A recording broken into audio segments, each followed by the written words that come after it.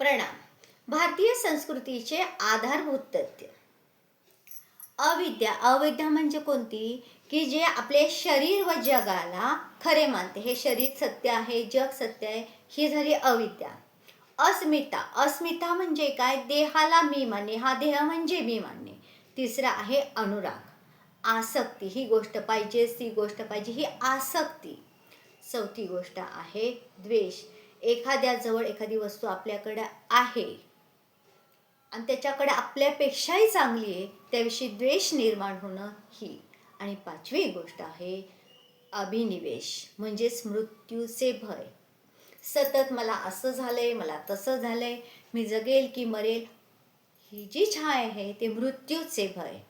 त्यानंतर आहे पंचगव्यमध्ये गाईचे तूप, दूध, दही, गोजरण म्हणजेच गोमूत्र आणि गाईचे शेण. त्यानंतर येते मध आणि साखर. कर्मेंद्रिय, 5 प्रकारचे कर्मेंद्रिय: हात, पाय, वाक, लिंग आणि गुदा. त्यानंतर येते ज्ञानेंद्रिय, 5 प्रकारचे ज्ञानेंद्रिय: डोळे, कान, नाक, जीभ आणि त्वचा.